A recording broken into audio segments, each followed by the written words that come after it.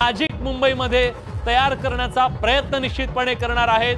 Mobile सगळ्यांचे सरसावलेले आहेत। एक छबी मोदींच्या आपल्या मोबाईलमध्ये कैद करायची आहे, डोळ्यांमध्ये कैद करायची आहे। सामान्य मुंबईकरांचा हा उदंड प्रतिसाद आज या रोड शोला मिळतोय।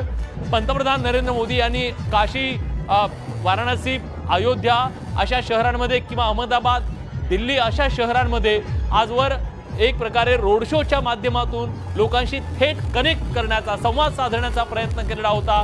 पण मुंबईमध्ये अशा प्रकारचा रोड शो करण्याचा हा पहिलाच प्रयत्न आहे आणि या पहिल्या रोड शोला मुंबईकरांनी उदंड असा प्रतिसाद दिल्याचं पाहायला मिळतंय।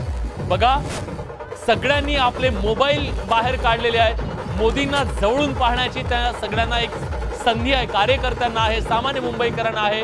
छत्रपती शिवाजी महाराज यांच्या पुतळ्याला पुष्पहार अर्पण करून पंतप्रधान नरेंद्र मोदी यांचा हा रोड शो पुढच्या काही वेळातच सुरू होणार आहे आणि जबरदस्त असं शक्ती प्रदर्शन करण्याचा संपूर्ण या लोकसभा निवडणुकीच्या पार्श्वभूमीवरती शेवटचे जे काही दिवस उरलेले आहेत, 20 तारखेला मतदान आहे, 18 तारखेपर्यंत प्रचार आहे आणि त्या प्रचारासाठीचे शेवटचे जे काही तास उरलेले आहेत त्या तासामध्ये पूर्ण ताकद भाजपनं लावलेली आहे। कारण एका शहरामध्ये 6 लोकसभा मतदारसंघ आहेत।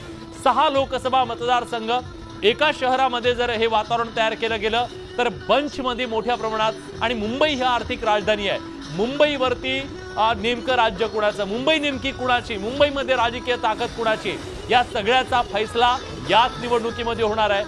2019च्या नंतर राजकीय उलथापालथी ज्या महाराष्ट्रामध्ये घडल्या, जे सत्तांतर घडलं, त्यानंतर 2022ला दुसरं सत्तांतर झालं, या सगळ्या राजकीय उलथापालथीच्या पार्श्वभूमीवरती मुंबईमध्ये होणारी ही पहिली निवडणूक आहे आणि या पहिल्या निवडणुकीमध्ये पुढच्या काळात महापालिका निवडणुका होणार आहेत, पण त्याच्या आधीची लिटमस टेस्ट आहे ही लोकसभा निवडणूक।